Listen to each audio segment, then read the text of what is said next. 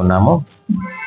ఈ పరిశుద్ధ ఆదివారం కొరకు ఏర్పాటు చేయబడిన దేవుని వాక్య భాగముగా 84వ కీర్తన 1 నుండి 7 వచనములను మనము ధ్యానం చేద్దాం. ప్రియమైన దేవుని సంగమా, ఈ చివరి ఆదివారము దేవుడు మనతో తన యొక్క సన్నిధిని గూర్చి, తన యొక్క మందిరమును గూర్చి మాట్లాడడానికి ఆయన ఇష్టపడుతూ ఉండగా మనము శ్రద్ధగా దేవుని యొక్క వాక్యాన్ని మనము నేర్చుకుందాం. ఈరోజు మన యొక్క వాక్యాంశం ఏమిటంటే, నీ నివాసము ఎంత రమ్యములు. నీ నివాసము ఎంత రమ్యములు అన్న అంశాన్ని మనము ధ్యానం చేస్తూ ఉన్నాం.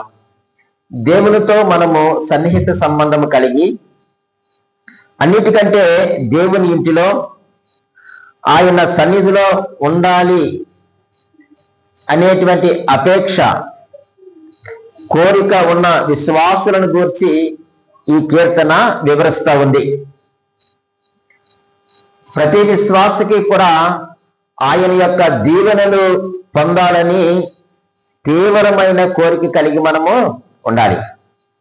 అంత మాత్రమే కాదు, దేవుని సాన్నిహిత్యం కొరకు ఆకలి దప్పులు కలిగి మనము జీవించాలి.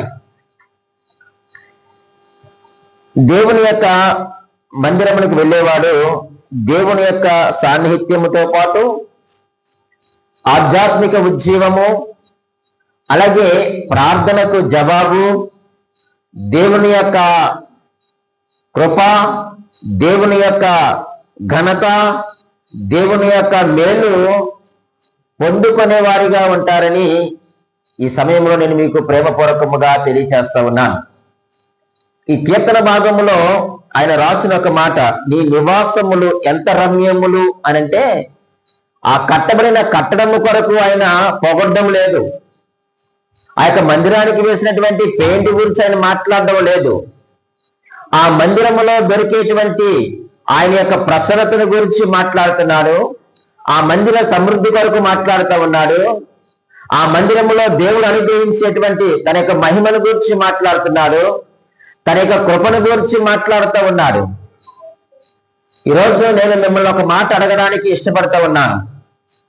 ఈ సంవత్సరంలో మనం ఎన్ని ఆదివారాలు మనము దేవుని సన్నిధికి దూరంగా బ్రతికాం, ఎన్ని శనివారాలు, ఎన్ని ఉపవాస కోరికలు, ఎన్ని కృతజ్ఞతా కోరికలు, దేవుని సన్నిధిలో మనం ఉండకుండా ఎన్ని మనం ఎగ్గొట్టేసాం. మనం ఒక మాట మీకు జ్ఞాపకం చేస్తాను, మన మందిరములో 99% మంది ఇంటి దగ్గర ఉంటారు.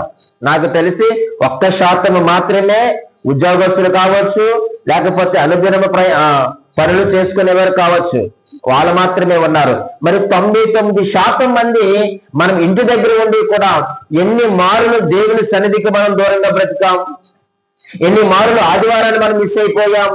ఆదివారం మిస్ అయిపోవడం అంటే దేవుని యొక్క వాక్యాన్ని మనం కోల్పోవడమే, దేవుని యొక్క సన్నిధిని మనం కోల్పోవడమే. ఇక్కడ ఈ కీర్తనకారుడు మాట్లాడుతున్నటువంటి మాటలు మనము చూడగలిగితే, ప్రియమైన వాళ్ళరా, జీవము గల దేవుని దర్శించుటకు నా హృదయము, నా శరీరము కూడా ఆనందముతో కేకలు వేస్తుంది అంటున్నాడు. ఈరోజు మనం ఆదివారం ఉదయమే లేచి 10 గంటలకు ప్రారంభ ప్రార్థన అంటే మనము 5 నిమిషాలకు 10 గంటలు కూడా దేవుని సన్నిధికి రాలేని స్థితిలో మనం ఉన్నామే. మరి దేవుని యొక్క మహిమ, దేవుని యొక్క ఘనత, దేవుని యొక్క సమృద్ధి, దేవుని యొక్క బలము, దేవుని ద్వారా నువ్వు ఎలాగ ఆశీర్వదించబడాలని ఆశ కలిగి ఉన్నావు. మనకు ఆశ ఎక్కువను పేక సన్నం అంట కదండి. మనకు ఆశ ఎక్కువ, కానీ ఏం సన్నం? పేక సన్నం. ఏం మింగుతావు నువ్వు? ఏం మింగుతాను నేను? ఆశ అయితే చాలా ఉంది మనకు, కానీ ఆచరణ ఏది? దేవుని వద్ద నుంచి నీవు ఆ యొక్క ఆశీర్వాదాలు పొందాలి అంటే, అందుకని ఒక మాట ఉంటుంది, చదవండి, దేవుడు తలంపించారు. యోబు గ్రంథం 8వ అధ్యాయము 6వ వచనంలో ఒక మాట రాయబడి ఉంటుంది కదండి, నీ నీతికి తగినట్లుగా నీ నివాస స్థలమును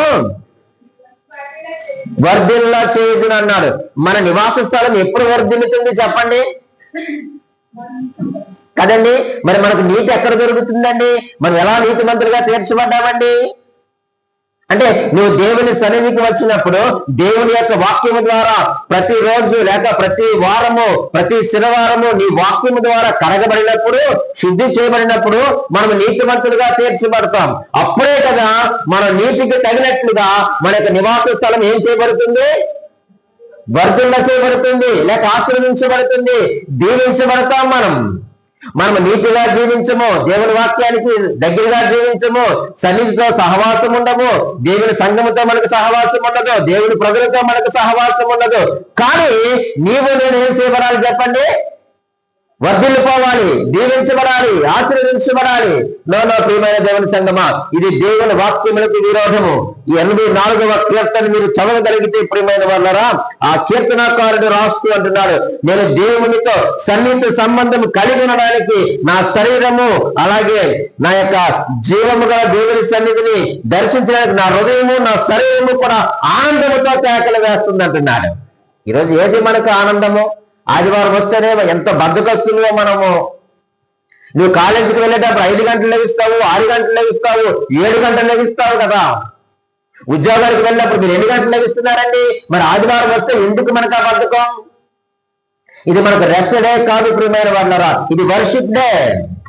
నీ వారము దినాలు కష్టపడి సంపాదించుకొని 7వ దినమున విశ్రాంతి దినమున పరిశుద్ధ దినముగా నువ్వు ఆచరించి నువ్వు ప్రభుని ఆత్మతోను సత్యముతోను ఆరాధించవలసిన బాధ్యత దేవుని నీ మీద పెడితే, ఆదివారం మీద మనకు రెస్ట్ డే లాగా, క్రికెట్ ఆడుకునే రోజులాగా, గేమ్స్ ఆడుకునే రోజులాగా మనం తినని దేవుని సన్నిధిని మనం కోల్పోతా ఉన్నాం. ఆలోచన చేయండి ప్రియమైన దేవుని సంగమా.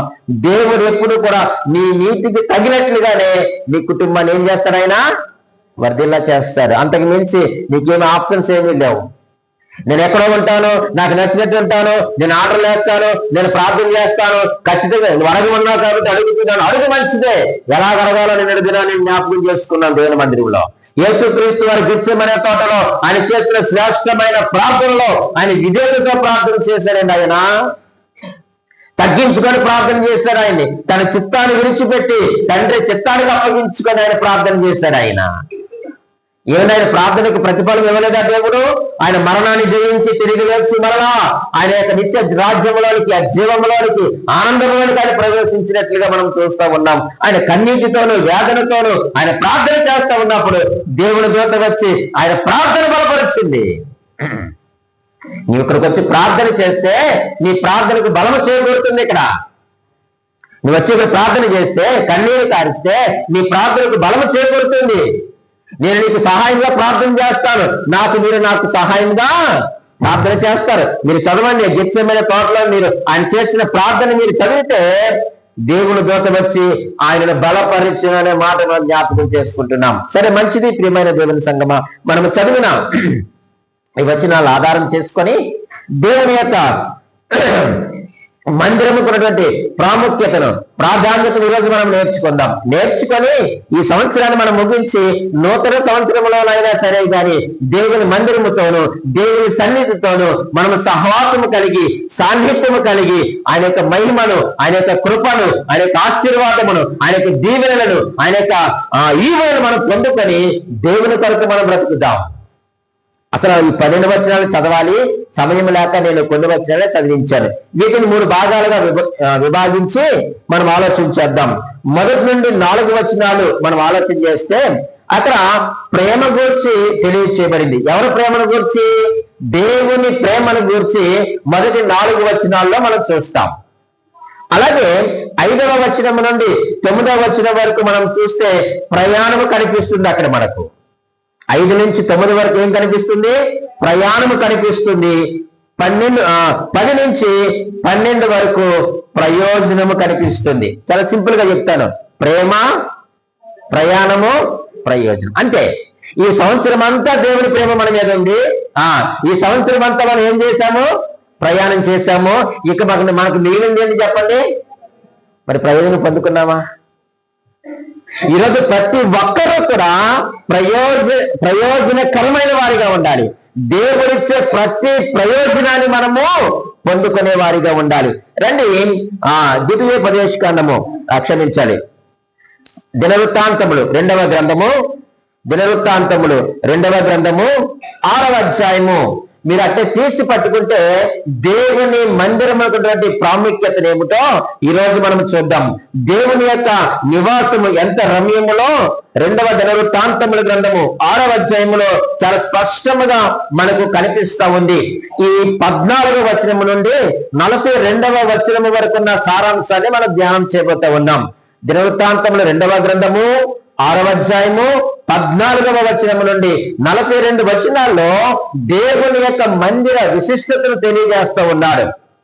అక్కడ ఏమి జరిగిందయ్యా అంటే సొలొమోను గారు దేవుని యొక్క మందిరాన్ని నిర్మించాడు. దేవుని యొక్క మందిరాన్ని కట్టినట్లుగా లేక నిర్మించినట్లుగా మనం చూస్తా ఉన్నాం. దావీదు కట్టాలనుకున్నాడు, అది ఆయన వల్ల కాలేదు. ఎందుకు కాలేదంటే దేవుడే వద్దన్నాడు. ఎందుకు వద్దన్నా మనందరికీ ఆ స్టోరీ తెలుసు. అయితే ఆయన కుమారుడైన సొలొమోను గారు ఏం చేశారయ్యారంటే దేవుని యొక్క మందిరాన్ని కట్టినట్లుగా మనం చూస్తున్నాం. ఈ వచనాలన్నీ ఆధారం చేసుకొని 3 విషయాలు మేము ముందుంచుతాను. మొట్టమొదటి విషయం ఏంటయ్యారంటే మందిరాన్ని కట్టి ప్రారంభించాడు. ఆయన మందిరాన్ని కట్టి ప్రారంభించాడు. ఆయన ఎందుకు మందిరాన్ని కట్టించాడు, లేక దేవుని యొక్క మందిరం ఎలాగుండాలి అని మనం దేవుని యొక్క వాక్యములో చూడగలిగితే దేవుని మందిరం ఎలాగుండాలి మీరు ఎవరైనా చెప్తారా? దేవుని మందిరం ఎలాగుండాలి చూడండి, చదువుదామా. యెషయా గ్రంథము 56వ అధ్యాయంలో ఈ మంచి మాటను మీకు చూపిస్తా ఉన్నాను. నోటి మాటకు చెప్దాం అనుకున్నాను, కానీ వాక్యం ద్వారా మనం ముందుకు వెళ్తే బాగుంటుందని యెషయా గ్రంథము చదువుతున్నాను. 56వ అధ్యాయము 7వ వచనములో ఈ మాట రాయబడి ఉంది. ఏమని? నా ప్రార్థనా మందిరములో వారిని ఆనందింపజేసెదను, నా బలిపీఠము మీద వారు అర్పించు దహన బలులను నాకు అంగీకారములగును, నా మందిరము సమస్త జనులకు ప్రార్థనా మందిరం అనబడును. దేవునికి మహిమ కలుగును గాక. ఈ మందిరము ఏమనబడుతుంది చెప్పండి? ఇప్పుడు సమస్త జనులకు ఇది ప్రార్థనా మందిరము. ఆ రోజు సొలొమోను కట్టించినటువంటి ఆ యొక్క దేవాలయము, ఆ కట్టి ప్రారంభించినటువంటి మందిరం ఎటువంటిది అయ్యారంటే అది సమస్త జనులకు ప్రార్థనా మందిరం. అది ఏ ఒక్కరికో కాదు ప్రియమైన వారులారా, అది అన్యులకు చెప్పండి ప్రార్థనా మందిరమే. ఆయన నమ్మిన వారికి ప్రార్థనా మందిరమే. నపంసకులకు కూడా అది ప్రార్థనా మందిరమే. అక్కడికి వచ్చేవారు అందరూ కూడా దేవుణ్ణి ఆరాధించడానికి వస్తారు. అక్కడికి వచ్చిన వారిని ఎవరిని కూడా దేవుడు తిరస్కరించడు. ఎవరు వచ్చి ప్రార్థన చేసినా, ఎవరు వచ్చి కన్నీరు కార్చినా, ఎవరు వచ్చి మొరపెట్టినా ప్రియమైన వాళ్ళరా, ఆయన ఎవరిని కూడా తిరస్కరించేటువంటి దేవుడు కాదు ఆయన. ఎవరైనా లోపలికి వెళ్ళి ప్రార్థన చేసుకోవచ్చు. అక్కడ మతముతో పని లేదు, కులముతో పని లేదు, వర్ణముతో పని లేదు. ఎవరైనా కావచ్చు, స్త్రీలా పురుషులా వీరిద్దరు కానివారా, ఎవరైనా సరే కానీ ప్రియమైన దేవుని సంగమా ఆ యొక్క మందిరంలోనికి వెళ్ళి ప్రార్థన చేసుకోవచ్చు. ఆయన అంటున్నాడు, నా మందిరము సమస్త జనులకు ప్రార్థనా మందిరం అనబడును. ఈ స్థలంలోనికి వచ్చి ఎవరైతే ప్రార్థన చేస్తారో వారి ప్రార్థన నేను అంగీకరిస్తాను. అంగీకరించడమే కాదు, నా ప్రార్థనా మందిరంలో నేను వారిని ఆనందింపజేస్తాను అన్నాడు. ఈ రోజు నీకు 2025 సంవత్సరంలో ఆనందం ఎక్కడ దొరుకుతుంది? రోజు చెప్పడము ఎందులో ఆనందించగలిగాము? నువ్వు తిన్న ఆహారంలో ఆనందించావా? నువ్వు కట్టుకున్న బట్టలు ఆనందించావా? లేకపోతే నీకు తిరుగులను ఆనందించావా? నిజమైన ఆనందము, నిజమైన సంతోషం ఎక్కడ జరుగుతుందో తెలుసా ప్రియమైన దేవుని సంగమా? దేవుని మందిరంలోనే. నువ్వు అనుకుంటున్నావు కదా ఈ 4 గోడల మధ్య కదా, ఈ లైట్లు వేసినటువంటి స్థలంలోనే కదా నువ్వు అనుకుంటున్నావేమో. కాదు ప్రియమైన దేవుని సంగమా, నీకు ఎప్పుడైతే ఆయన మందిరంలో నువ్వు ప్రవేశిస్తావో, ఎప్పుడైతే నువ్వు ప్రార్థన చేస్తావో మన ప్రార్థనలు అంగీకరించబడతాయి, మన ప్రార్థనకు జవాబు వస్తుంది, మన ప్రార్థనలు దేవుని యొక్క సింహాసనములు కదిలిస్తాయి, దేవుని యొక్క హస్తములు కదిలించి ఆయనకు సహాయము చేస్తాడు. ఇంకేమన్నాడు చూడండి, నా బలిపీఠము మీద వారు అర్పించు దహన బలులను నాకు అంగీకారములగును అంటున్నాడు. ఎవరైతే ఈ స్థలంలోనికి వచ్చి నువ్వు అర్పించేది ఏదైనా సరే, నీ హృదయాన్ని అర్పించావా ఏనాడు ఇక్కడికి వచ్చి నీకు కలిగిన ఏది ఈ స్థలంలో నువ్వు పెడతావో వాటన్నిటిని కూడా దేవుడు ఏం చేస్తాడట? అంగీకరిస్తాడు. నువ్వు కానుకలో వేస్తావో, దశమ భాగంలో వేస్తావో, కృతజ్ఞత అర్పణలు అర్పిస్తావో, లేక పదార్థంలో దేవుని సన్నిధికి తీసుకొని వస్తావో, లేకపోతే నీ కన్నీరే కారుస్తావో, నీ మోకాలే వచ్చుతావో, ఇక్కడ నీ వేది నలగొట్టినా దేవుడు దానిని స్వీకరిస్తాడు. దేవునికి మహిమ కలుగును కాక. అది దేవుని మందిరము ఉన్నటువంటి గొప్పతనము ప్రియమైన వాళ్ళారా. కానీ ఈ రోజు మనము దేవుని మందిరం అంటే చులకనగా చూస్తూ ఉన్నాం, ఏదో అలవాటుగా వెళ్ళి వచ్చేటువంటి మందిరముగా మనం చూస్తూ ఉన్నాము. కానీ అది చాలా తప్పుడు ఆలోచన ప్రియమైన దేవుని సంగమా. ఆయన అంటున్నాడు, నా మందిరము సమస్త జనులకు ప్రార్థనా మందిరము. యేసుక్రీస్తు వారికి ఆ తప్పుడు ఉండండి, ఆ బాధ ఉంది దేవుని మందిరం పైన. దేవుడు ఆరాధించుకోమని వారికి ఇచ్చినటువంటి ఒక మందిరం పైన ఆయనకు తపన, కోరిక, కృష్ణ ఉండగలిగే ఆయన భూమి మీద జీవించినప్పుడు 2 మారులు దేవుని మందిరాన్ని శుభ్రం చేశాడు. ఆయన దేవుని మందిరానికి వెళ్ళాడు. ఆయన సమాజ మందిరంలోనికి వెళ్ళి దాన్ని శుభ్రం చేస్తాడు.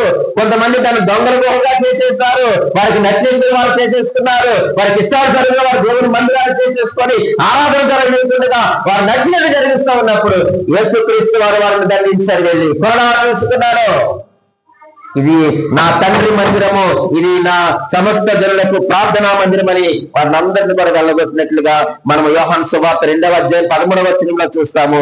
మత్తయి సువార్త 21వ అధ్యాయము 12వ వచనంలో కూడా మనం చూస్తాం. ఈ రోజు దేవుడు ప్రాధాన్యతనిచ్చాడు దేవుని మందిరానికి. ఆయన కుమారుడైన యేసుక్రీస్తు వారు దేవుని మందిరానికి ప్రాధాన్యత ఇస్తే ఆయన రక్తంలో కలగబడిన నీవు లేదు కూడా మందిరానికి ప్రాధాన్యత ఇవ్వడం లేదు.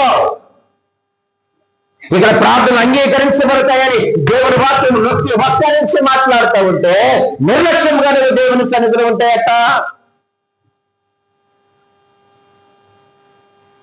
ఎన్ని మారులు 2025 సంవత్సరంలో నువ్వు దేవుని సన్నిధిని కోల్పోయావు. సన్నిధిని కోల్పోవడం అంటే ఇప్పుడే మనం చదివాము, ఆనందాన్ని మనం కోల్పోయాం.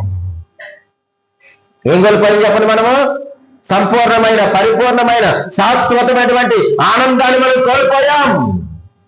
నువ్వు కోల్పోకూడదు ప్రియమైన దేవుని సంగమా. నా సహోదరి, సహోదరుడా, నీవు కోల్పోవాలన్నది నా తండ్రి చిత్తము కాదు. నిన్ను ఆనందింప చేయడానికే, నిన్ను సంతోషింప చేయడానికే, నిన్ను ఉజ్జీవింప చేయడానికే, తన మహిమను నీకు ఇవ్వడానికి యేసుక్రీస్తు వారి లోకానికి వచ్చి మన కొరకు ప్రాణము పెట్టి ఆయన తిరిగి లేచి మన హృదయములను ఆయనకు ఆలయముగా మార్చుకొని మన హృదయములో ఆయన నివసించడానికి ఇష్టపడతా ఉన్నాడు.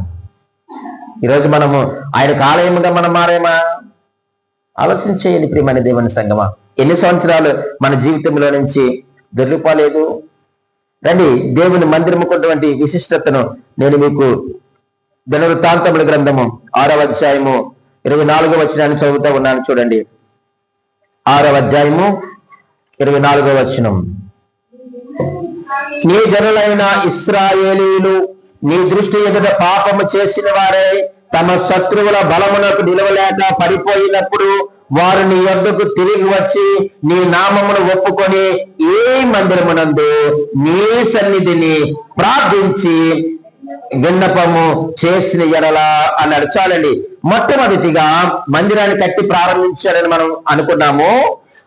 దేవుని మందిరము ప్రార్థన మందిరముగా ఉండాలి అన్న విషయాన్ని ఆలోచన చేస్తూ అందులో మొట్టమొదటిగా 6:24 ప్రకారముగా ఓడిపోయిన సమయంలో వెనుకకు జారినప్పుడు, దేవునికి దూరముగా ఉన్నప్పుడు నీవు పశ్చాత్తాపడి ఆయన వద్దకు వచ్చి నువ్వు ప్రార్థన చేస్తే ఆయన ఏం చేస్తారట?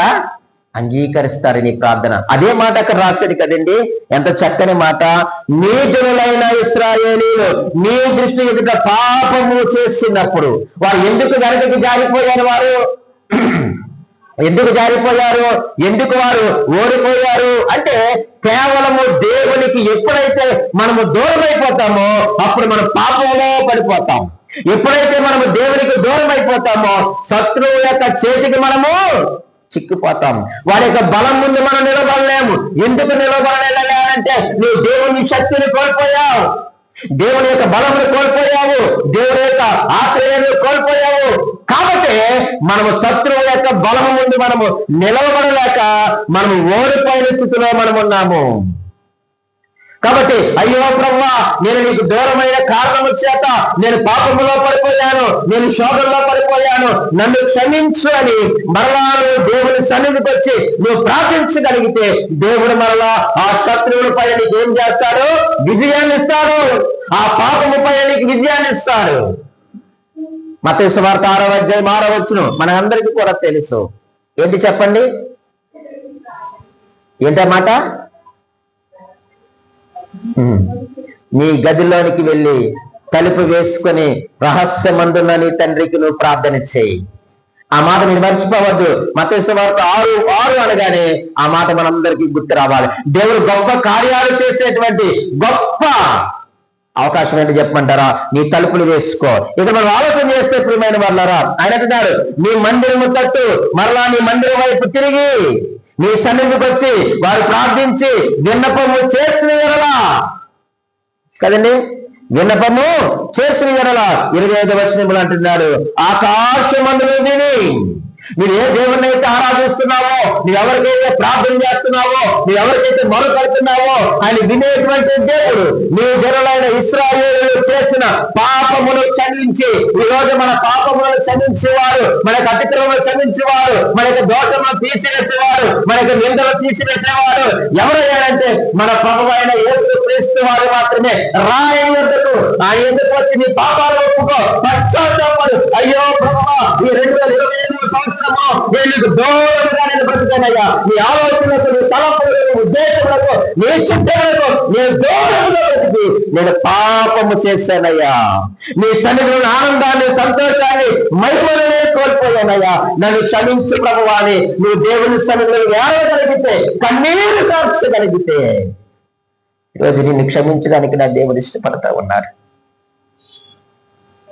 ఈరోజు నా దేవుడు నిన్ను క్షమించడానికి ఇష్టపడతా ఉన్నారు. నన్ను క్షమించిన దేవుడే నిన్ను క్షమిస్తారు ప్రియమైన దేవుని సంగమా అని అంటున్నాడు. ఆయన చేస్తున్నాడు ప్రార్థన. సొలొమోను ప్రార్థన చేస్తూ ఉన్నాడు, అయ్యా నీ వద్దకు వచ్చి వారి పాపాలు వారు ఒప్పుకుంటే వారిని క్షమించి వారికి వారి పితరులకు నేనిచ్చిన దేశమునకు వారిని మరలా రప్పించుదుగాక. వారు ఏ కణాలైతే పోగొట్టుకున్నారో, ఏ పాలు దేన్నైతే వారు కోల్పోయారో, ఏ సమృద్ధులైతే కోల్పోయారో, ఏ సుఖశాంతులైతే కోల్పోయారో, ఏ సంతృప్తి వారు కోల్పోయారో తిరిగి వారికి మరలా అనుగ్రహిస్తామని అయ్యా నేను ప్రార్థన చేస్తున్నానయ్యా. అయితే వారు పశ్చాత్తాపడాలి, వారు మారు మనసు పొందాలి, నీ వద్దకు రావాలి, నీ పాదాలు పట్టుకొని వారిని ఏడవాలి. ఏడిస్తే నీ దేవుడు నిన్ను కనికరించే దేవుడు. నీ కన్నీటితో చూసా ఆయన ఆనందించే దేవుడు కాదు. నువ్వు కన్నీరు కారుస్తుంటే అబ్బా భలే ఏడుస్తుంది ఆనందించే దేవుడు కాదైనా, నీ కన్నీరుని తుడిచే దేవుడు ఆయన. నీ వ్యాధుల, నీ హృదయ బాధలు చూసి ఆయన నీ పక్షమున విజ్ఞాపన చేసేటువంటి దేవుడు. ఈరోజు నీకు ఆసక్తి ఉందా ప్రియమైన దేవుని సంగమా? అంతకాలం మనం క్రైస్తవులు అని చెప్పుకొని బ్రతికేస్తాం ఈ లోకంలో. నువ్వు మందిరం మానేస్తున్నావంటే ఏదో నీకు ఈజీగా ఉంది దేవుని మందిరం మానేయడం అంటే. దేవుని మందిరం మానేయడం అంటే వెళ్ళేవిలే, చేసేవిలే, చూసేవిలే, ఈ వారం కాబట్టి ఇంకో వారం వెళ్దాంలే. ఏం చేస్తావు ఇంటి దగ్గర నువ్వు? దేవుని ఆనందాన్ని కోల్పోవడం తప్ప, దేవుడు ఇచ్చేటువంటి ఆశీర్వాదాలు కోల్పోవడం తప్ప. ఆయన అంటా ఉన్నాడు ఇక్కడ, అయ్యా ఓడిపోయిన సమయంలో నీ మందిరానికి వచ్చి ప్రార్థిస్తే నీ విజయాన్ని ఇస్తాం. ఈ రోజు ఎగ్జామ్స్ రాస్తున్నావు, ఉద్యోగ ప్రయత్నాలు చేస్తా ఉన్నావు, వివాహ ప్రయత్నాలు చేస్తా ఉన్నావు, మంచిదే. కానీ ఏ రోజు దేవుని మందిరానికి వచ్చి ఏ రోజు నీ ఉద్యోగం కోసం ప్రార్థన చేసావు? ఏ రోజు నువ్వు మోకరించావు? ఏ శనివారం కన్నీరు కార్చావు? నీ భర్త కొరకు లేకపోతే నీ వివాహం కొరకు మంచి భర్త కావాలని ఎప్పుడు ఎక్కడ నువ్వు ఏ మందిరంలో కన్నీరు కార్చగలిగే నువ్వు? ఆలోచించండి. నీ భర్త మారు మనసు పొందాలి, నీ భార్య మారు మనసు పొందాలి, నీ తల్లి మారు మనసు పొందాలి, నీ కుటుంబం మారు మనసు పొందాలి, అందరూ రక్షించబడాలి. నిజమే, మంచిదే. మంచి ఆలోచన కలిగి ఉన్నావు. నువ్వు అమలు చేయాలి కదా దేవుని మందిరానికి వచ్చి. కన్నీరు కార్చేవాళ్ళు భర్త కోసం ఏ రోజు ఉపవాసం ప్రార్థన చేసేవాళ్ళు భర్త కోసం చెప్పండి. నీకు ఇల్లు అవసరమే, నేను కాదనడం లేదు, నీ ఇంటి కోసం ఎన్ని రోజులు కన్నీరు కార్చేరు? ఆలోచించేది ప్రియమైన దేవుని సంగమా. ఎందుకు ఓడిపోయాం? ఎందుకు పాపంలో పడిపోయాం? ఎందుకు మనం అభివృద్ధి చెందడం లేదు అని అంటే, ఎప్పుడైతే నువ్వు దేవుని నుండి దూరం అవుతావో అప్పుడు శత్రువు చేతికి చిక్కుపోతావు. ఇక్కడ మాటలే, నా సొంత మాట లేదు, నేను మాట్లాడతాను ప్రియమైన దేవుని సంగమా. దేవుడు నాకు ఇచ్చిన వేదన ఆ వేదన తప్ప మరి ఏమీ కాదని ప్రేమపూర్వకంగా నేను మీకు తెలియజేస్తా ఉన్నాను. రెండవదిగా మనం ఆలోచన చేస్తే చూడండి, చదువుతా ఉన్నాను 28, 29 వచనాలు నేనే చదువుతా ఉంటాను, మీరు జాగ్రత్తగా వినండి ప్లీజ్. 28, 29 ఇలా రాయబడి ఉంది, దేశమందు కరువు గాని తెగులు గాని కనబడినప్పుడైనను గాడుపు దెబ్బ గాని చిత్తపట్టుట గాని తగిలినప్పుడైనను, మిడతలు గాని చీడపురుగులు గాని దన్ను దిగినప్పుడైనను, వారి శత్రువులు వారి దేశపు పట్టణములలో వారిని ముట్టడి వేసినప్పుడైనను, ఏ బాధ గాని ఏ రోగమే గాని వచ్చినప్పుడైనను, చూడండి, ఎవడైనను ఇశ్రాయేలులకు నీ జనులందరూ కలిసి అయినను నొప్పి గాని కష్టము గాని అనుభవించుచు ఈ మందిరము తట్టు చేతులు చాపి చేయు విన్నపములన్నయు ప్రార్థనలన్నయు నీ నివాస స్థలమైన ఆకాశము నుండి ఆలకించి క్షమించి నీవు మా పితరులకు ఇచ్చిన దేశం మందు వారు తమ జీవితకాలం అంతయు నీ యందు భయభక్తులు కలిగి జీవిస్తారు. ఈ వచనాలు మనకి ఏమని నేర్పిస్తున్నాయి అంటే, నీ దేశంలో కరువు గాని లేక తెగులు గాని ఇబ్బందులు కాని పంట నాశనం కాని కలిగినప్పుడు నువ్వు ఎక్కడికి రావాలి చెప్పండి? దేవుడి దగ్గరికి రావాలి. దేవుడు ఎంత చక్కని సులువైన మార్గాన్ని మన ముందు పెట్టాడండి. కానీ మనకి ఇవేమీ కనపడడం లేదు. ఈరోజు ఎందుకు కరువు వచ్చింది? ఎందుకు నీ కుటుంబంలో కరువు వచ్చింది? ఎందుకు నీ యొక్క దేశంలో కరువు వచ్చింది? వ్యక్తిగత జీవితంలో ఎందుకు నువ్వు కరువు కాటకాల్లో ఉన్నావు? ఎందుకు ఇబ్బందుల్లో ఉన్నావు? ఎందుకు ఎండిన స్థితిలో ఉన్నావు? ఎందుకు తెగులు చేత నువ్వు పీడింపబడతా ఉన్నావు? ఎందుకు పంట నాశనం అయింది? ఎందుకు సమృద్ధి లేదు? ఎందుకు నువ్వు ఫలించడం లేదు? ఎందుకు నువ్వు ఎండిన స్థితిలో ఉన్నావు అనంటే నువ్వు దేవునికి దూరం అయిపోయావు. అంటే నేను అంటున్నాను, మందిరానికి రాకపోతే దేవునికి దూరం అయినట్టు కాదండి. నువ్వు శాశ్వతంగా దేవునికే దూరం అయిపోయావు. దేవుని ఆజ్ఞలకు దూరంగా ఉన్నావు. దేవుని చిత్తాలకు దూరంగా బ్రతుకుతున్నావు. కాబట్టి కరువు కాటకాలు వచ్చాయి, ఇబ్బందులు వచ్చాయి, కష్టాలు వచ్చాయి. దేవుడు అనుమతించిన కష్టాలు వేరండి. కరువులు ఎందుకు వచ్చాయి? బైబిల్లో చూస్తే కొన్ని మార్లు పాపమును బట్టి కరువు వచ్చింది. వీళ్ళకి ఎందుకు కరువు వచ్చింది? వీళ్ళు దేవునికి దూరం అయ్యారు కాబట్టి. అర్థమవుతుందండి? దేవుడు వీళ్ళు పరీక్షించడానికి కరువును అనుమతించలేదు. చెరపురుగులను పరీక్షించడానికి పంపించలేదు. దేవునికి వ్యతిరేకంగా బ్రతికారు కాబట్టి కరువు వచ్చింది. ప్రియమైన వాళ్ళరా, ఈ రోజు మన కుటుంబాలు ఎందుకు నీరసించిపోతున్నాయి చెప్పండి? కారణం ఏంటి? నువ్వు కష్టపడతా లేదా? అద్భుతంగా కష్టపడతావు. నీ భర్త సంపాదిస్తా లేదా? సంపాదిస్తున్నారు. కానీ ఎందుకు నీరసించిపోతున్నాయి కుటుంబాలు? ఎందుకు అభివృద్ధి లేదు? నీ నీతికి తగినట్లుగా నీ యొక్క గృహాన్ని, నీ ఇంటిని దేవుడు ఎందుకు అభివృద్ధి చేస్తా లేదంటే, నువ్వు ఎంత సంపాదించినా నువ్వు చేస్తున్నది ఏంటయ్యారంటే దేవుని యందు నీకు భయభక్తి లేవన్నమాట. నువ్వు దేవునికి దూరం అయిపోయావు. అసలు దేవుడు అంటే భయం లేదు, దేవుడు అంటే భక్తి లేదు. అందుకే 30వ వచనంలో నీ మార్గంలో నడిచినట్లుగా 30వ వచనం, నీవు మా పితరులకు ఇచ్చిన దేశమందు వారు తమ జీవితకాలం అంతయు నీ యందు భయభక్తులు కలిగి అనే మాటను మనం చూస్తూ ఉన్నాం. ఈరోజు వారికి భయభక్తులు లేవు. భయభక్తులు లేని కారణం చేతే వారి దేశంలో కరువు వచ్చింది. ఈరోజు మన కుటుంబాలు ఎందుకు కరుగుతూ ఉన్నాయి?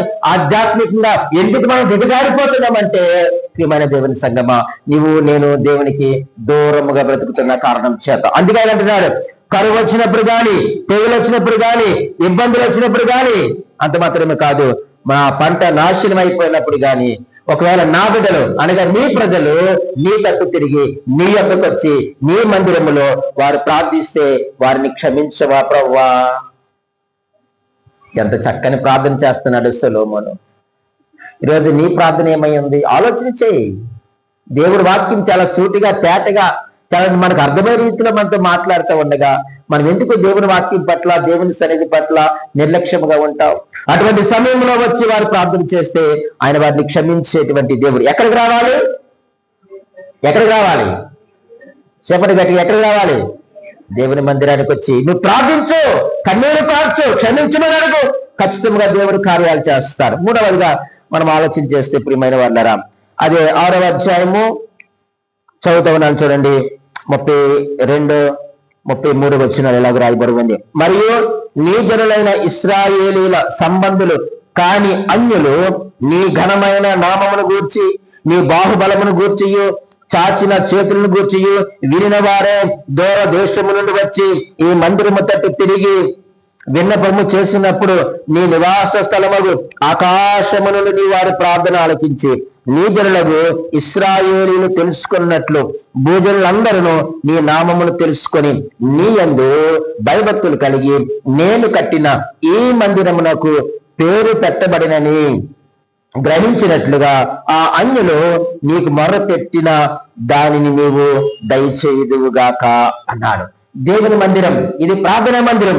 ఎవరికి ప్రార్థనా మందిరం అంటే దేవుని సంబంధులు కాని వారికి కూడా ఇది ఏ మందిరం చెప్పండి? ఎంత చక్కని మాటలు రాస్తున్నాడండి బాబు. అన్యజనుల గురించి మాట్లాడుతూ ఉన్నాడు. నిన్ను ఎరగని వారు ఎవరైతే దేవుడిని అన్వేషిస్తూ ఆయన సన్నిధికి వస్తారో, ఆయన మందిరానికి వస్తారో, వారందరి పక్షమున సొలొమోను గారు ఏం చేస్తున్నారు చెప్పండి? ప్రార్థన చేస్తా ఉన్నారు. ఈ రోజు నీకు నాకు బాధ్యత ఉంది. దేవుని సంబంధులు కాని వారు, దేవుని ఎరగని వారు ఎంతో మంది అన్యులు ఉన్నారు. వారందరి కొరకు నీ దేవుని మందిరం ఏం చేయాలి చెప్పండి? ప్రార్థన చేయాలి. నీవు నేను విజ్ఞాపనము చేయవలసిన వారుగా మనం ఉన్నాం. దేవుడు వారి ప్రార్థన అంగీకరించాలని సొలొమోను ప్రార్థన చేస్తా ఉన్నాడు. అన్యులకు ఉన్నటువంటి ఒక నమ్మకం ఏంటంటే, ఆ రోజు ఆ ప్రాచీన కాలంలో అన్యులకు ఒక నమ్మకం ఏమిటయ్యారంటే, వారి యొక్క దేవతలు దేవుళ్ళు అనబడిన వారు ఎవరైతే ఉన్నారో వారు కేవలము వారి స్థానాల్లో ఉండి మాత్రమే వారు సహాయం చేస్తారు అనేటువంటి నమ్మకం వారికి ఉందంతే. వారు ఎక్కడున్నారో అక్కడే వేస్తారు వాళ్ళు. ఇంకా అంతకు మించి వారు బయటకు సహాయం చేయలేరు. అంతకు మించి వారు బయట కార్యం 32లో కదా, నీ బాహుబలమును గూర్చియు చాచిన చేతులను గూర్చియు దూరదేశము నుండి వచ్చి ఈ మందిరము తట్టు తిరిగి విన్నపము చేసినప్పుడు ఆయన చాచిన చేతులతో ఈరోజు దేవుడు నిన్ను నన్ను పిలుస్తా ఉన్నాడు. ఆయన చాచిన చేతులతో, ఆయన 2 హస్తాలు చాపి ప్రేమతో నిన్ను నన్ను పిలుస్తా ఉన్నాడు. ఎవరైతే ఆయన చేతుల్లోనికి వస్తారో ఆయన వారు ఏం చేస్తారు చెప్పండి? దగ్గరికి చేర్చుకుంటారు, హత్తుకుంటారు ఆయన. అందుకే తన కుమారుడు యేసుక్రీస్తు వారు కూడా సర్వమానవాళి మారు మనసు కొరకు, రక్షణ కొరకు ఆయన 2 చేతులు చాచి ఆ శిలువ పైన మరణించారు. ప్రియమైన వాళ్ళరా, ఎందుకు చనిపోయారు ఆయన అంటే, ఇదిగో యువతల వైపు ఉన్న వారిని కూడా సంధి చేయడానికి ఆయన తన 2 చేతులు చాచి భూజనులందరినీ పిలుస్తా ఉన్నాడు. నేను ఇశ్రాయేలు కొరకు నేను చనిపోలేదు అని ఆయన ఇలా చేతులు చాపలేదు. ప్రియమైన వాళ్ళరా, ఇలా 2 చేతులు చాచి ఆయన మన అందరి కొరకు ప్రాణం పెట్టాడు. ఈరోజు ఆయన చాచిన చేతులతో పిలుస్తా ఉన్నాడు. ఇంతవరకు నువ్వు దేవుని ఎరగకుండా, సంపూర్ణ మారు మనసు నువ్వు లేకుండా, రక్షణ లేకుండా నువ్వు ప్రభు సన్నిధిలో కొనసాగిపోతున్నావేమో, నామకార్థముగా పదవులతో మనం ప్రార్థన చేస్తున్నామేమో, ఒక్కసారి నీ హృదయపు తలుపులు తెరిచి చూడు. నువ్వు నీకే అర్థమవుతుంది నువ్వెంతగా దేవునిలో ఉన్నావో, ఎంతగా నువ్వు దేవుని నుండి భయభక్తులు కలిగి ఉన్నావో, నీ రక్షణ నిశ్చయిత, నీ రక్షణ తీర్మానం ఏమిటో ఒక్కమారు మన హృదయపు లోతుల్లోనికి మనం వెళ్దాం, పరీక్షించుకుందాం, పరిశీలన చేసుకుందాం, విమర్శ చేసుకుందాం. క్యాలెండర్లు మార్చడం కాదండి, క్యారెక్టర్ మారాలి. క్యాలెండర్లు మార్చడం కాదు, ఏం మారాలి చెప్పండి? నా క్యారెక్టర్ మారాలి. ఎంతకాలము క్యాలెండర్లు మార్చుకుంటే నూతన సంవత్సరం అని సంకలు గుద్దుకుంటూ తిరుగుతాం మనం క్రైస్తవులుగా. మన క్యారెక్టర్ మారకపోతే దేవుని యొక్క దీవెనలు మనం పొందుకోలేము. అందుకే ఆయన అంటున్నారు, దేవుని సంబంధులు కాని వారు కూడా ఇక్కడికి వచ్చి ప్రార్థన చేసేటువంటి వెలుసుపాటుని దేవుడు ఇచ్చాడు. మరి నీకు నాకెంత గొప్ప ఆధిక్యతనిస్తే ఎందుకు మనము దేవునికి దూరంగా జీవిస్తా ఉన్నాం? అందులో మరొక విషయాన్ని మనం జ్ఞాపకం చేసుకుందాం. ఎన్ని విషయాలు చెప్పాను? 3 చెప్పానండి. 4వ విషయాన్ని మనం జ్ఞాపకం చేసుకుందాం. అదే 6వ అధ్యాయము చదువుతున్నాను చూడండి. 34, 35 వచనాల్లో ఈ మంచి మాటలు రాయబడి ఉన్నాయి. నీ జనులు నీవు పంపిన మార్గమందు తమ శత్రువులతో యుద్ధము చేతికై బయలుదేర నిర్దేశించి నీవు కోరుకున్న ఈ పట్టణము తట్టును నీ నామమునకు నేను కట్టించిన ఈ మందిరము తట్టు తిరిగి విన్నపము చేసిన ఎడల ఆకాశము నుండి నీవు వారి విన్నపమును ప్రార్థనను ఆలకించి వారి కార్యమును నిర్వహించుదువుగాక. అబ్బా, ఎంత చక్కని మాటలని సంవత్సరాంతంలో దేవుడు. ఈ వచనం నాకేమి నేర్పిస్తున్నాయా అంటే, నీవు యుద్ధానికి వెళ్ళినప్పుడు ప్రార్థన చేయి. నేను యుద్ధం చేస్తాను పాస్టర్ గారండి, నేను సైన్యంలో ఉన్నానా? లేదు, మనం ప్రతి దినము పోరాటంలోనే ఉన్నాం. ఏ పోరాటం చేస్తున్నాం? ఈ శరీరముతోనే పోరాటం చేయాలి. నీ శరీరంలో పాపపు నియమం ఉంది. ఆ శరీరంలో పాపపు నియమము ఏం చేస్తుందో చెప్పమంటారా? పాపము చేయడానికి నేను లాగుతా ఉంది. ఆ పాపాన్ని జయించాలి అంటే నీ శక్తి నా శక్తి సరిపోదు. ఆ పాపంపై విజయాన్ని పొందాలి అంటే, ఆ పాపాన్ని నువ్వు జయించాలి అంటే ఎక్కడికి రావాలి చెప్పండి? ఉందా అలవాటు? మనకే అలవాటు ఉందా? నువ్వు రాసుకున్నంత మాత్రాన్ని పోదండి ఆ పాపం. ఎక్కడో ప్రార్థనలు నమ్ముతున్నారని తెచ్చుకొని బొట్టెట్టుకున్నంత మాత్రాన పాపం పోదండి. రాసుకోవద్దు నేను అంటలేదండి, రాసుకోండి. కానీ మొదట నువ్వేం చేయాలి చెప్పండి? ప్రార్థన చేయాలి. నువ్వు దేవుని సన్నిధికి వచ్చి నువ్వు ప్రార్థన చేస్తే నువ్వు శరీరముతో నువ్వు పోరాటం చేస్తా ఉన్నప్పుడు నీ శరీరము పైన పాపపు నియమం పైన ఆయన నీకు అధికారాన్ని ఇచ్చేటువంటి దేవుడు. అంత మాత్రమే కాదండి, సాతాను వారి యొక్క అనుచరులతో మనం ప్రతిదినము పోరాటం చేస్తున్నాం. మనకు తెలుసు, ఎఫెసీయులకు రాసిన పత్రిక 6వ అధ్యాయం 10వ వచనంలో మనం చదువుతాం. మీ అందరికీ తెలిసిన వాక్యాలే. మనం ప్రతిరోజు సాతానుతో మనం పోరాటం చేస్తా ఉన్నాం, యుద్ధము చేస్తా ఉన్నాం. అంత మాత్రమే కాదు, లోకముతో మనం పోరాటం చేస్తున్నాం. మొదటిది శరీరముతో పోరాటం, 2 సాతానుతో వారికి అనుచరులతో పోరాటం, 3వదిగా లోకముతో పోరాటం. దేవుడు మనకు సర్వాంగ కవచాన్ని ఇచ్చాడు. దేవుని వాక్యం అనే ఖడ్గము, విశ్వాసం అనేది దానిని పట్టుకొని నువ్వు దేవుని సన్నిధికి వచ్చి నువ్వు ప్రార్థన చేయగలిగితే ఈ మందిరంలో దేవుడు నీ ప్రార్థన అంగీకరించి నీ విన్నపమును అంగీకరించి నీకు నీ శత్రువుల పైన విజయాన్ని ఇస్తాడో, నీ శరీరం పైన, శరీర ఆశల పైన, శరీర కోరికల పైన దేవునికి విజయాన్ని ఇస్తాడు, లోకము పైన నీకు విజయాన్ని ఇస్తాడు ఆ దేవుడు. ఎప్పుడైనా నీ చిత్తము కాక నీ ఇష్టము కాక దేవుని చిత్తాన్ని వదిలేసి నువ్వు ప్రార్థన చేసావా? యేసుక్రీస్తు వారు అన్నారు, ఈ గిన్నె నా యొద్ద నుంచి తొలగించు, నా ఇష్టము కాదు నీ చిత్తమే జరిగించు అన్నాడు. యేసుక్రీస్తు అంతటి వారే తన చిత్తాన్ని వదిలేసుకున్నాడండి. అయ్యా నువ్వు నాకు ఇది అనుమతించావంటే నన్ను చంపేయడానికి కాదయ్యా, దీని వెనక ఏదో గొప్ప ఆశీర్వాదం ఉండే కాబట్టి నీ చేతికి అప్పగించుకుంటున్నాను, నేను నీకు అప్పగించుకుంటున్నా. నేను ఏం చేయాలనుకుంటున్నాను చేయి, నువ్వేది చేస్తున్నా నాకు మంచిగా చేస్తావు. అది ఆయన కమిట్మెంట్. ఈరోజు నా కమిట్మెంట్ ఏంటి? కృంగిపోవద్దు సహోదరి.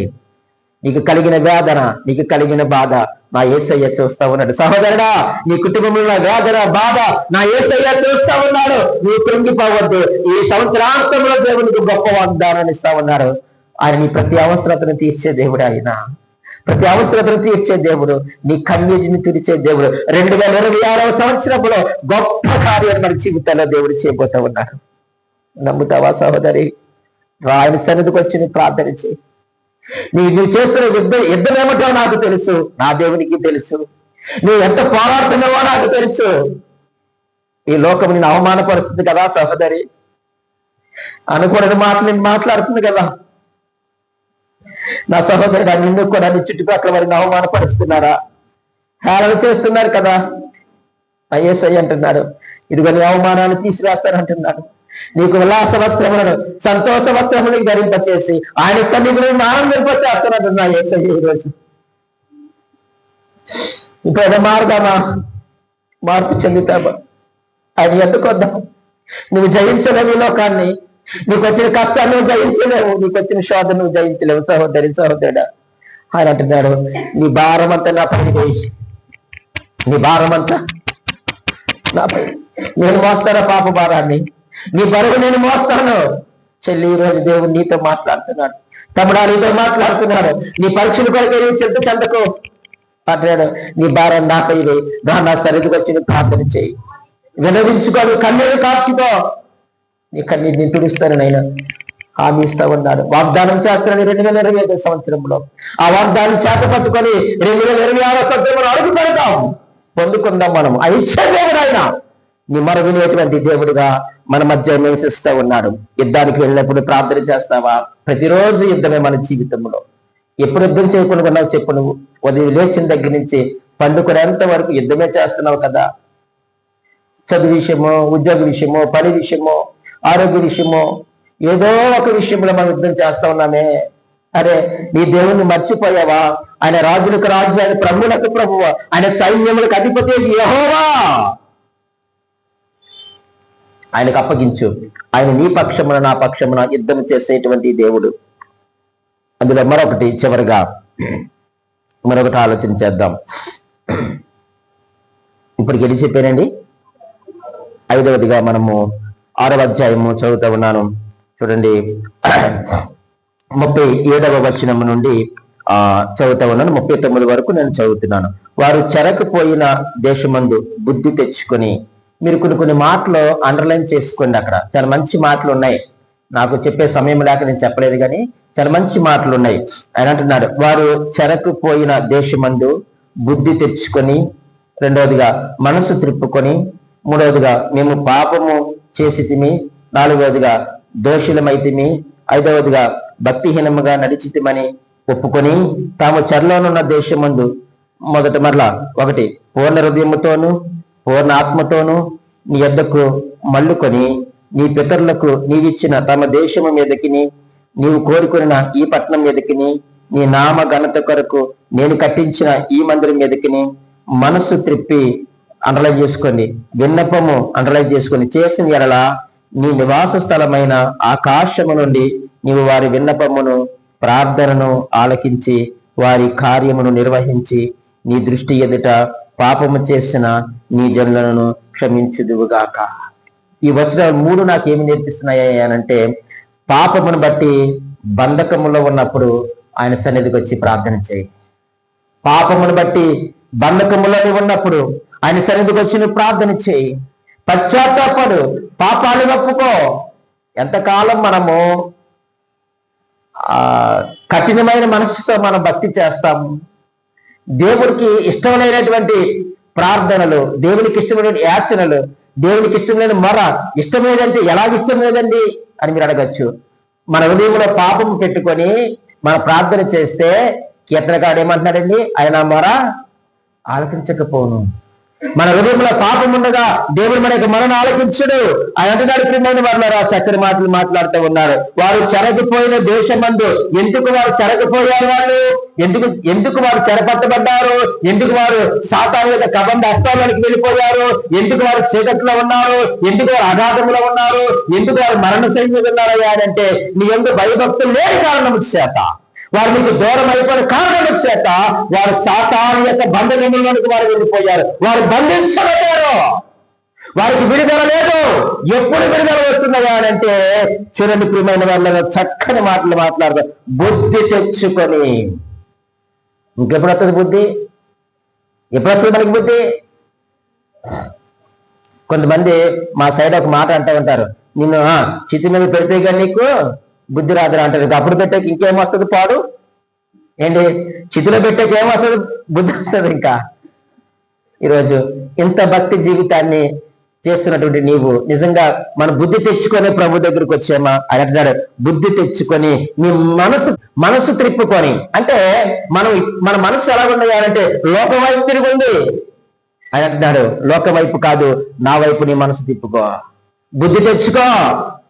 తెప్పపోయిన కుమారుడికి ఏమొచ్చింది? ఎప్పుడు వచ్చింది? సర్వము కోల్పోయిన తర్వాత, కాలిపోయిన తర్వాత, పోగొట్టుకున్న తర్వాత, కడుపు మంట ఎక్కువైపోయింది, ప్రశాంతత లేదు, మనశ్శాంతి లేదు, నిద్ర లేదు, తాగడానికి నీళ్ళు లేవు, కప్పుకోవడానికి దుప్పటి లేదు. అప్పుడు వారికి బుద్ధి వచ్చింది. ఇక్కడ అన్నాడు, నీకు బుద్ధి వచ్చినప్పుడు బుద్ధి తెచ్చుకొని కదండి, బుద్ధి తెచ్చుకొని మనసు త్రిప్పుకొని నేనేమి చేసి తినే. కానీ ఈరోజు మన యొక్క క్రైస్తవులు చాలా మంది ఏంటంటే, మేము పాపానికి అతీతులు అన్నట్టు బ్రతుకుతున్నారు. వద్దు వద్దు వద్దు. మనమేమి నేను పాపము చేయలేను అనేటువంటి స్థాయికి వెళ్ళిపోయింది అనుకోవద్దు. ఎందుకంటే మన శరీరంలో ఏ నియమం ఉంది? పాపపు నియమం ఉంది. పౌలు గారు అంటున్నారు, నేను ప్రతిరోజు పోరాటం చేస్తున్నాను. నేను మంచి చేయాలనుకుంటున్నాను, చేయలేకపోతున్నాను. చెడు చేయకూడదు అనుకుంటున్నాను, అదే చేస్తున్నాను. కారణం ఏంటి? నా శరీరంలో పాపపు నియమం ఉంది. కాబట్టి బుద్ధి తెచ్చుకోండి ఇప్పటికైనాను. ఈరోజు దేవుడు మనందరితో మాట్లాడుతున్నాడు. ఎందుకంటే మరొక సంవత్సరం, నూతన సంవత్సరం అని గంతులేస్తున్నాం, ఉరకలేస్తున్నాం, కొత్త కొత్త బట్టలు తెచ్చుకున్నాం, క్యాలెండర్లు ఇస్తున్నాం. తగిలించేస్తాం ఇంటికి వెళ్తే. కాదు, మనము తగిలించవలసింది మన హృదయాన్ని ప్రభు దగ్గర తగిలించుకుందాం అని అన్నాడు. బుద్ధి తెచ్చుకోండి ఇప్పటికైనా, మనసు త్రిప్పుకోండి ఇప్పటికైనాను. మేము పాపం చేశామని ఒప్పుకోండి, దోషులమని ఒప్పుకోండి, మేము భక్తిహీనముగా మేము నడిచాం. నీ ఆజ్ఞను విడిచిపెట్టి తిరిగితే మేము భక్తిహీనులమే, నీ చిత్తమును విడిచిపెట్టి తిరిగితే మేము భక్తిహీనులమే, నీకు దూరంగా మేము బ్రతికితే మేము భక్తిహీనులమే. కాబట్టి వాటిని బట్టి మేము బంధకాల్లో ఉన్నాం. ఇదిగో మాకు బుద్ధి వచ్చింది. కాబట్టి మేము ఏం చేస్తున్నాం? ఇప్పుడు పూర్ణ హృదయముతోను పూర్ణాత్మతోను నీ యొద్దకు మల్లుకున్నాం. ప్రవ్వా, నీ యొద్దకు వచ్చాం. ప్రవ్వా, నన్ను క్షమించవా నాయన, నన్ను క్షమించవా ప్రవ్వా.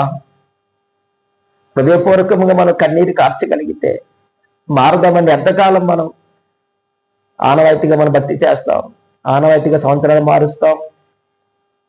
మరి కష్టాలు రావాలని నన్ను, బాధలు రావాలని నన్ను, హింసలు రావాలని నన్ను, లోకంలో బ్రతుకుతున్న అన్ని మన చుట్టూ ఉంటాయి.